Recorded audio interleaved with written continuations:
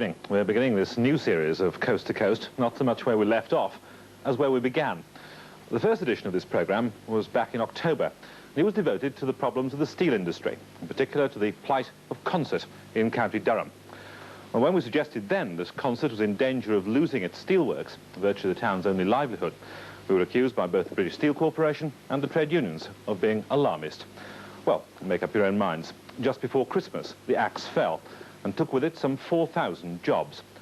But because Consett is a single industry town with everybody from the corner shop to the local road haulier dependent to a greater or lesser extent on the works, some experts believe it could mean the town losing 10,000 jobs. Is Consett then in danger of becoming the Jarrow of the 1980s?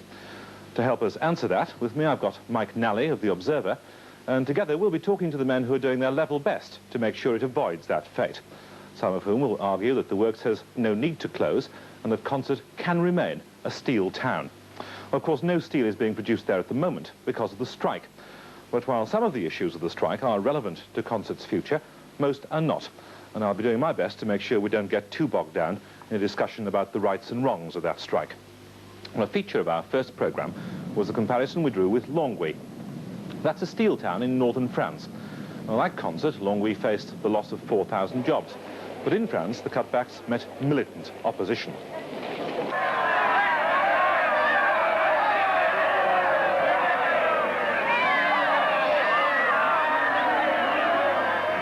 When Coast to Coast brought a delegation of French workers to the northeast, this was the advice one of them gave to the people of Consett.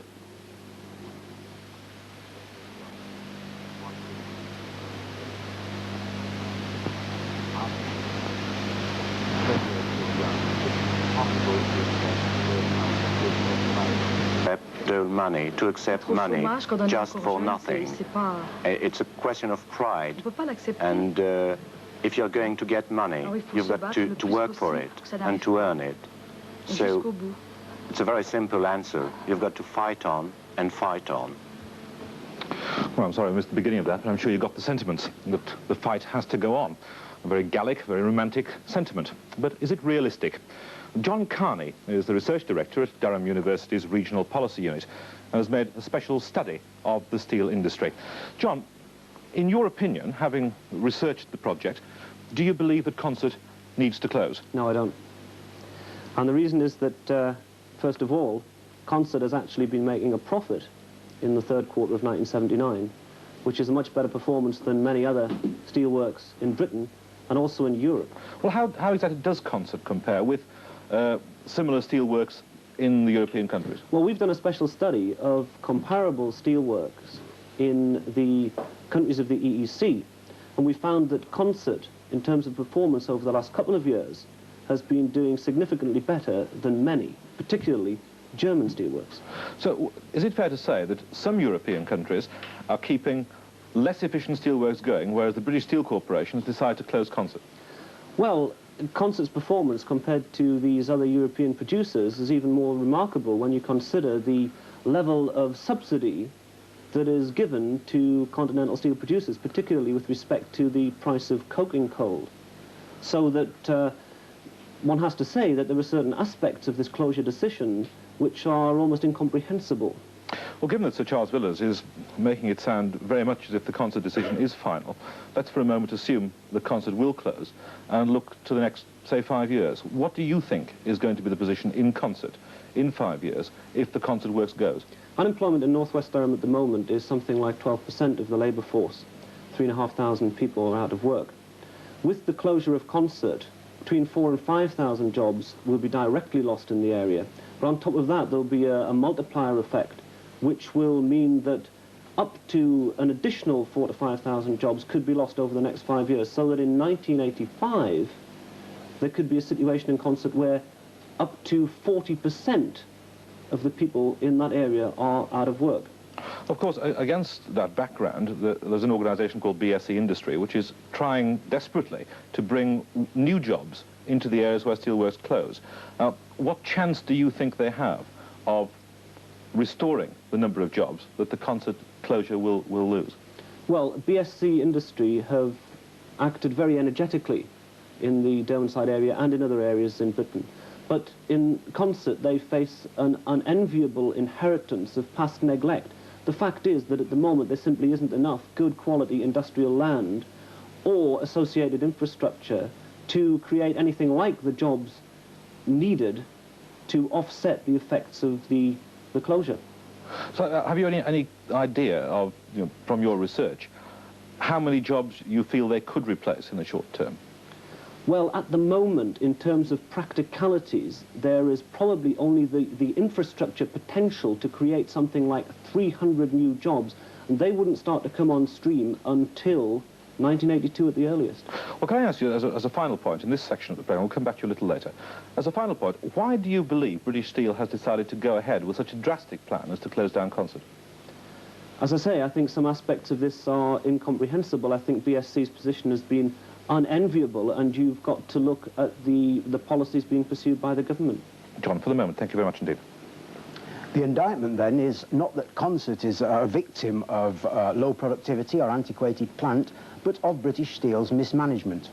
Well, with me, I've got two officials of the corporation, Paddy Naylor, who's the Chief Executive of British Steel Industry, I should say, and Derek Saul, who's the Managing Director of BSC's Teesside Division. Can I begin with you, Mr. Saul? The indictment sounds persuasive. What's your response to it? Well, I think it's understandable that the views that have been expressed by Mr. Carney should have been expressed, and that there has been very little said by way of argument in support of the Consett closure as yet. But I think it's fair for me to point out tonight that when I made the announcement of the Consett closure a few weeks ago, I said then that this was in no way associated with inadequacies in performance of the Consett works, nor in fact with an unacceptable financial performance, at least over the last few months of 1979. What the closure decision does stem from is overcapacity in respect of capacity for the production of billets within the corporation, the necessity in the corporation's financial situation to reduce that overcapacity, and regrettably the preference for the retention of other billet-making facilities than those at Consett. Overcapacity in the past suggests mismanagement then, and the inability to reduce it now suggests mismanagement now? No, I would dispute that, obviously.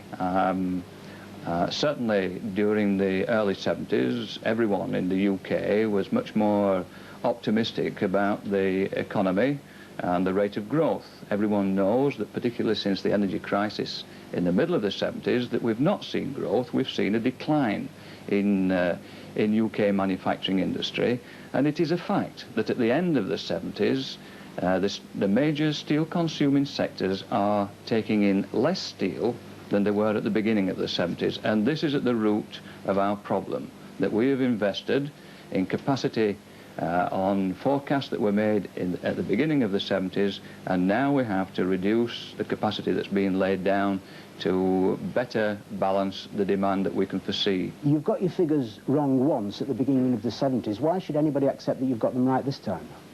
Well, that's difficult. It's up to us to persuade them that our forecasts are realistic. All I can say is that the forecasts that British Steel are making are very much in line with the kind of forecasts that government are making, that our customers for steel are making, and therefore what we're saying is that our forecasts are made on the best evidence that's available to us at the present time. Mr. Naylor, can I bring you in now? Your job's to bring some comfort to Consett. What comfort can you offer now? Well, it's on the assumption that there's a closure in Consett, total closure. The task is an exceptionally difficult one, but I dispute very much what was said earlier on, that there's only infrastructure there for 300 jobs and that in the future the prospect is absolutely black. The reality of the position is that Consett has a very bad geographical position from which to operate. It's just its misfortune that it is placed where it is. But having said that, it has a fine labour force. The infrastructure can and must be put in there, and the projects, there are many projects around that are suitable for Derwentsside, must be brought there.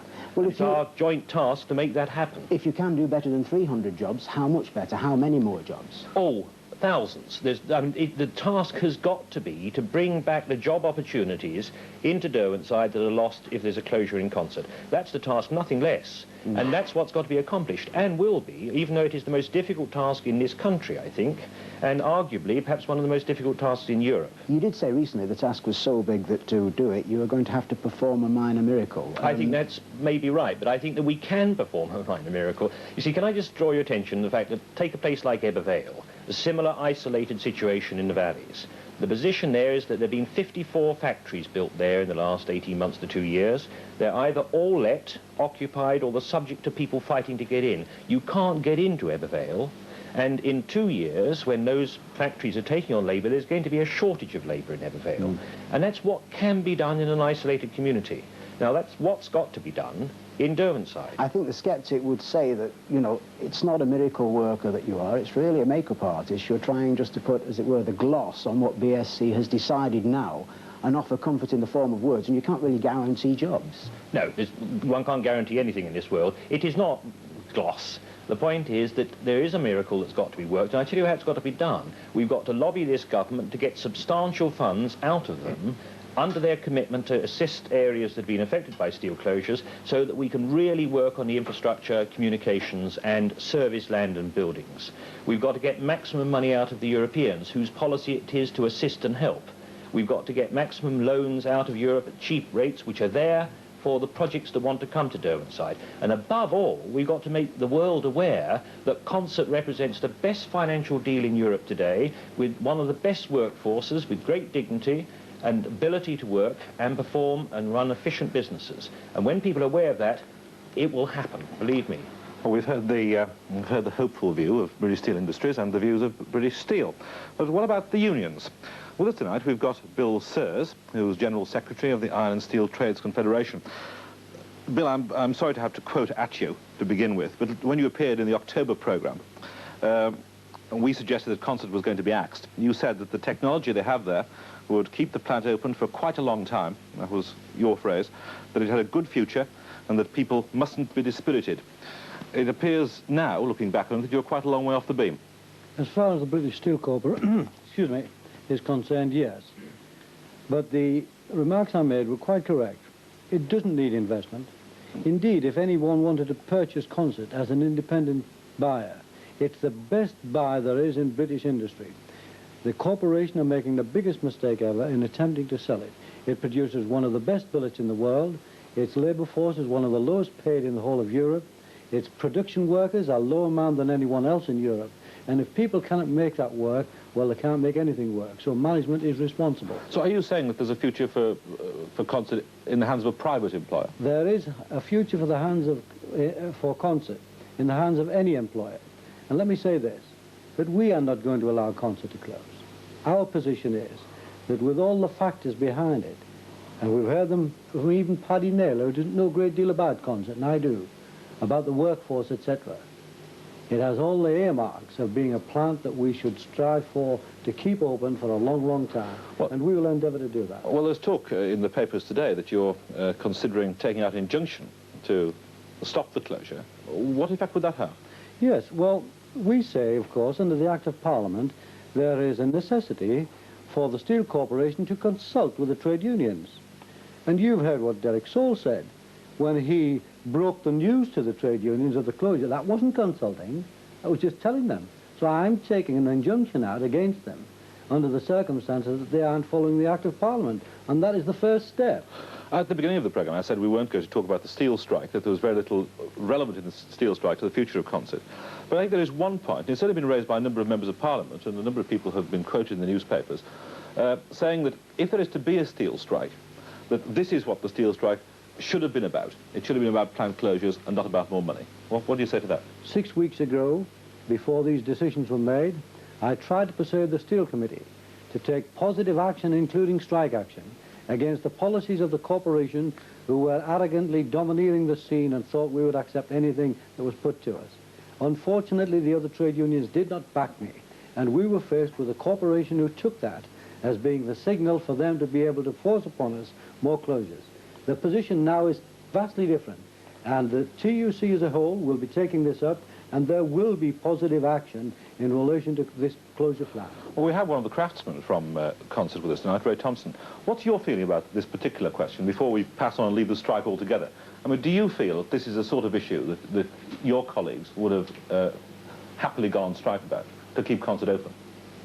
I think it's the wrong route, actually, to contemplate strike action to keep Consett open.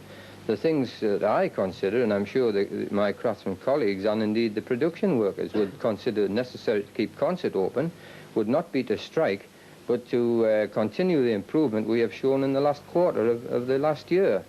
An improvement of such a marked degree to the extent that each month's profits was successively trebled in the succeeding month. And really, on the question of closure, I think the people of Consett ought to be deeply angry.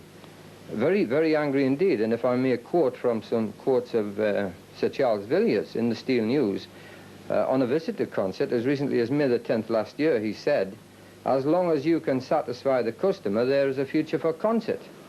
And to go on from that, on September the 27th, again, quoting Sir Charles, he said, "Those who work in BSC should and must know the financial results of their own profit reporting centre.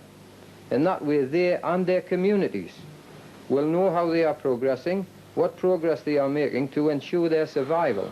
Well, can I bring John Lee at that point? John, you're a local official of Bill Sayers Union. What do you feel, as a person who's worked at the Consett plant, having improved productivity, I mean, how do you and the men around you on the shop floor respond to the news that's come from British Steel about the closure? Well, we feel very bitter, obviously, because I think at Consett we've proven over the years that we've responded to every suggestion made by the British Steel Corporation. We've tried our best to work to the expressed criteria by the chairman, and the expressed criteria is efficiency, tonnes per man year, profitability, and we find that that expressed policy or criteria is not the practical way, because we are not being judged on the viability of the works, because we've proven over the last quarter of 1979 that we can be viable if fairly loaded, and you know, the profit is there for everybody to see. And we cannot understand this industrial vandalism, which is the way to describe this latest decision in proposing to close Consett. And we would like to challenge the British Steel Corporation management to show us at least some honesty and integrity in the situation, because we have not yet even been given a date of closure, yet with all due respect to yourself, television interviewers, radio commentators, the press, the mass media are now saying that it is August. We haven't been even been respected in this way. And Mr. Saul is there, and we challenged him at the meeting where he announced the closure to give us a closure date. He has not done, he did not do it on that date, and he has not done it yet since. Nor has he supported the announced closure with any logical or economic argument to support it. It's a political decision blindly followed by a board of directors that over the years have misappropriated £1,000 million of public funds. And I think that on that note we should say that at least from this programme we should be asking for a public inquiry into a board that doesn't know where it's going, and ask the workers, and we'll tell them where they should be going. Well, on that note, let's make a rather more local inquiry and ask Mr. Saul to respond to it. Yes, well, I'm delighted to respond to that. There are a number of points that have been made. I mean, the first one is about the profitability of Consett at the present time. I think it's fair to say that Consett's profitability at the present time arises from four main factors. The one is capacity reduction at Consett, in the sense that its loss-making plate capacity was taken out. That helped it to get into profit. It's perhaps not clearly understood that its load of billets, on which it depends, was achieved by the closure of the Cleveland on Teesside arc furnaces, or reduction and the ultimate closure of those furnaces and mills that produce billets. It was based on, certainly, their own improvement in productivity, both of plant and manpower productivity. It was based on a more aggressive purchasing policy that means that Consett is consuming more imported coal to make coke than any other plant in the UK, and that's right that it should if it helps it to improve its financial performance. And lastly, it gets the benefit of the new facilities on Redcar in terms of its raw materials and burden. Now, these are all the factors that will result in the corporation, if applied getting into profit in the same way that Consett has. But as you made all those points, can I be more direct, which I think is the question that John Lee was asking earlier? I mean, can you give him a date when you're going to close it down? Well, I shall be quite prepared to give Consett a date as soon as I can. Now, I think it's fair to say this, that at the time I made the announcement, John's union had an embargo on consultation with management. Having made the announcement, he and his colleagues walked out.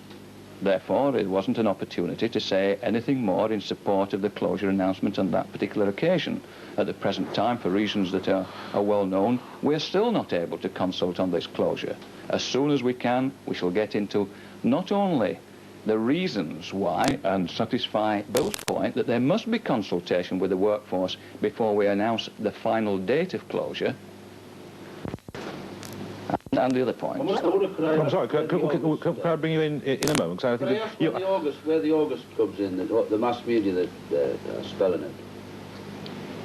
The August may have come from my response to a question which I imagine was when you had left, John, and someone asked me when it was likely to close, and I said I didn't think it would close in the first half of 1980.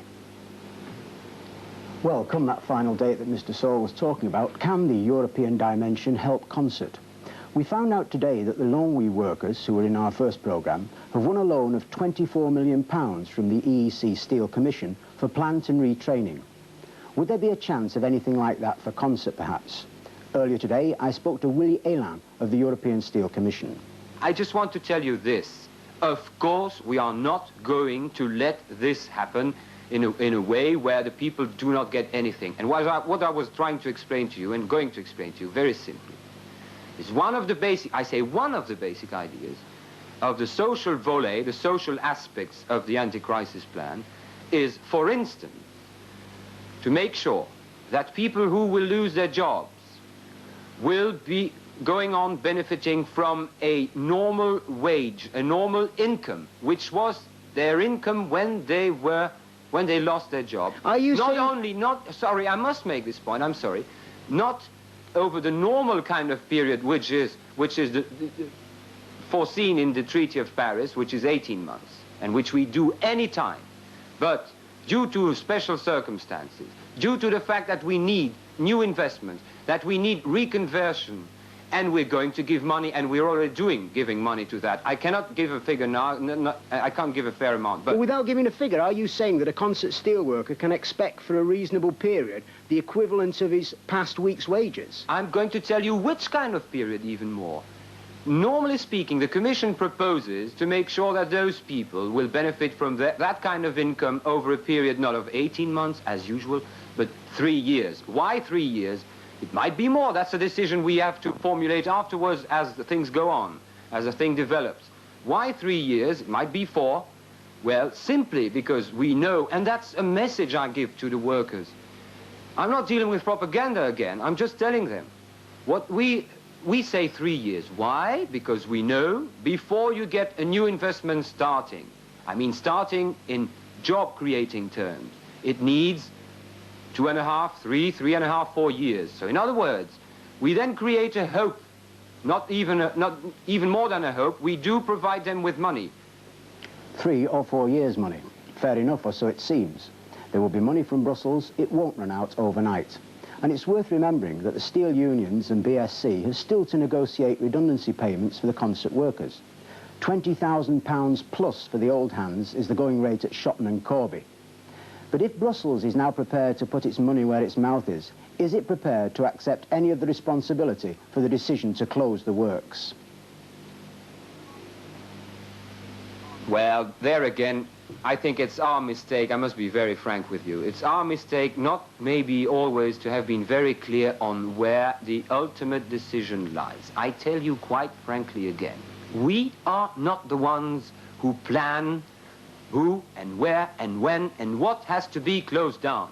We have said we are ready to help. We are ready to provide with safety nets on the social field, on the industrial field as well. We were losing, by and large, 250 French francs per ton produced, for instance. So you had to do something about that too. But we've said all those safety nets we're ready to provide, provided that the industry or the governments involved in all this would start helping themselves first. John, do you accept Willie Ellan's analysis that really the blame has to lie with the national government? Well, not exactly, but I'm very puzzled as to what's been said tonight. There's general agreement that Consett is a profitable works producing a high-quality product, which is one of the principal aims of the government's economic strategy as well as of BSC's own strategy, and therefore it's very puzzling to me as to why Consett is being closed down.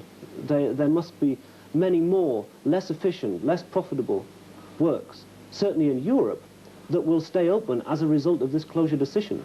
Well, can I put this point to you, Mr. Saul? I mean, it does seem, I agree with what John's saying, that there does seem to be a substantial amount of agreement about the hard work of Consett, about the profitability of Consett, about the fact that a lot of European plants are worse than Consett. So surely you're being taken for a bit of a sucker, aren't you? I mean, you're the one who's been taken as the fall guy, that you're the one who's having to close the plant down in your division rather than other people overseas. Well, we're coping with the British steel industry and not a European one. There may be more scope if we were rationalising the European steel industry. But you are part of the Davignon plant. But let me explain. I mean, I said in answer to the opening question that the closure decision did not stem from any inadequacies in performance at Consett nor an unsatisfactory financial performance over the last few months. What it does stem from is overcapacity generally for billet products within BSC.